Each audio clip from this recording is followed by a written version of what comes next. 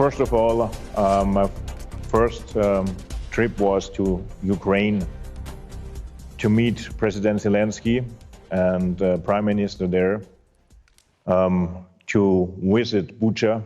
You know, this is the village where we could see a mass grave. We talked there to the priest, and he informed us that the people in this mass grave were murdered by Russian soldiers. And afterwards, I did a decision to go to Moscow to look in President Putin's eyes and confront him with that, what I saw, the war crimes, the loss of Russian soldiers and Russian army, the need to stop the war, and the clear message that the war has to end. How was Vladimir Putin's demeanor in your meeting? How do you read his mindset at present? Well, he was very clear in his messages. In his point of view, he has to defend the Russian Federation, the Russians living in the eastern Ukraine. I think we will see that the war will go on. He was clear in his messages. He is in his own logic about war. I think this is very dangerous now. On the other hand, he mentioned the Istanbul peace talks. And I think the Istanbul peace talks could be a chance to stop the war. Putin said on Tuesday that peace talks with Ukraine had hit a dead end. You're suggesting that when you spoke to him, that you still see an opportunity in those talks. Yeah, I think so. And, you know, I give you now my impression I had, because he mentioned the Istanbul peace talks. And I informed President Zelensky about that. And before I went to Putin, I discussed with President Zelensky if it is useful to do this trip. He said, please, if you go there, tell him that it's now needed to have safe corridors, humanitarian corridors for the people in Mariupol. They don't have water, no electricity. We have to think about the wounded there.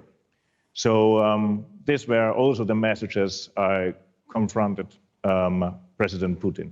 Some Europeans and some Ukrainians criticized you for going to Moscow at this point. What's your response?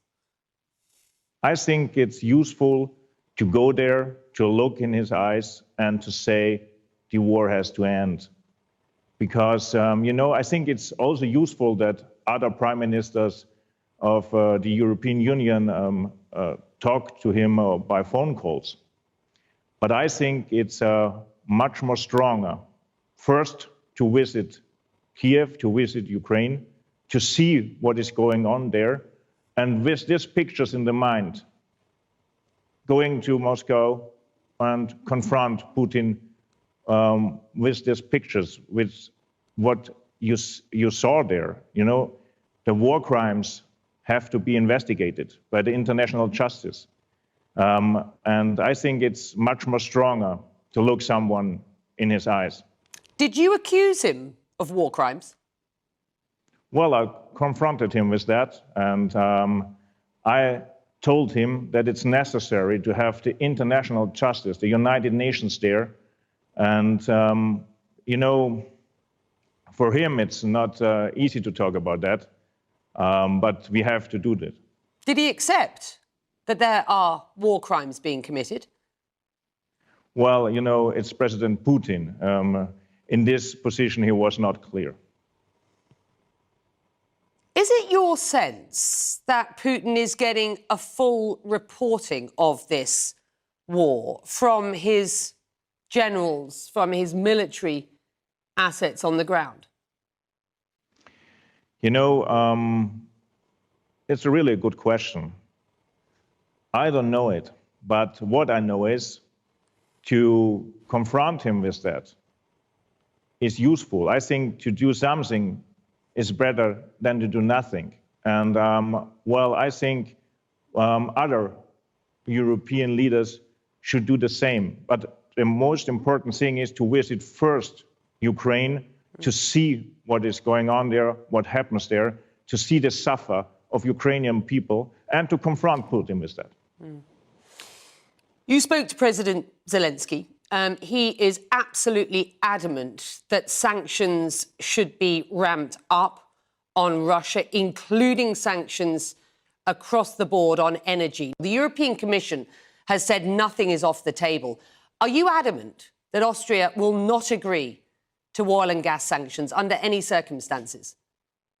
Well, first of all, Austria is not alone with this argument against the gas embargo, and also the German Federation, Hungary, and other member states of the European Union.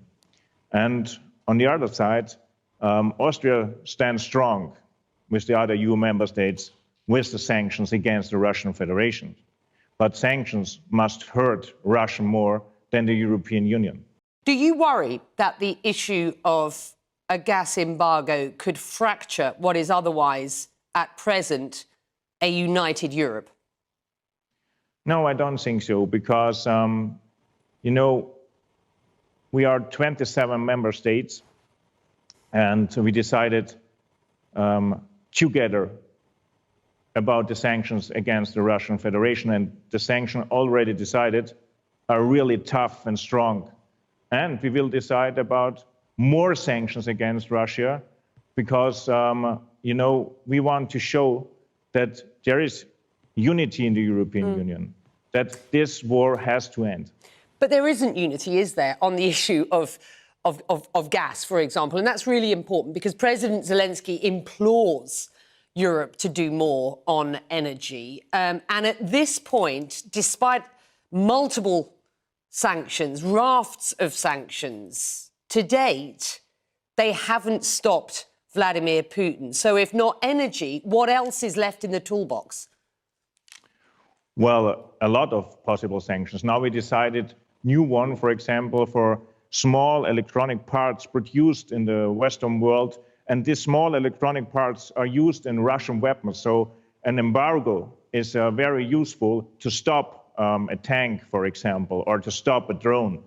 I think we should think about sanctions now in a more intelligent way, how we can hurt the Russian Federation, but not we hurt us. I think this is the main important thing. You know, there is a decision in the European Union that we try everything to become independent from Russian gas. And it's also the willing of Austria, for sure. But it's not possible now. It will take time. And in this time, we had to decide about other sanctions, as I said, who hurt Russia more than the European Union. Do you genuinely believe that what is this, multiple rafts of sanctions to date on Vladimir Putin are working? It's a good question. I think it will change our sanctions. We decided it will change the Russian situation for decades. I think Putin knows that. What we see now is that there is a war inside Ukraine. And on the one hand, and on the other hand, I think he needs also a kind of way out. And maybe the Istanbul peace talks could be this way out for ending this war.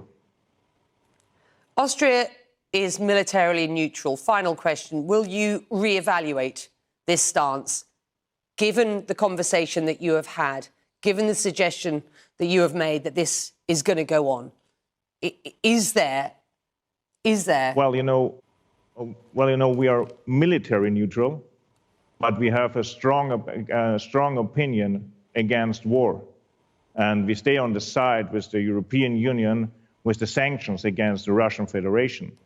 And the question of neutrality, you know, or you have to know that the neutrality in Austria is deeply rooted in our history. And so for us, it's not a question to give the neutrality up.